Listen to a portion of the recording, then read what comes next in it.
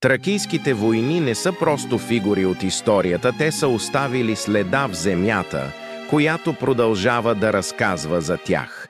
Как погребвали своите герои. Тракийските погребения на войни били сложни ритуали. В гробниците се намирали оръжия, златни украшения и ценни артефакти, които символизирали статуса и силата на погребания. Една от най-известните тракийски гробници е тази в Казанлък, открита през 1944 година. В нея археолозите открили уникални стенописи и съкровища, които разкриват мистериите на тракийския ритуал. Тракийските войни не само че оставили материални следи, но и дадоха ценни уроци за културата и духовността на тези древни народи. Ако искате да научите повече за древна България, абонирайте се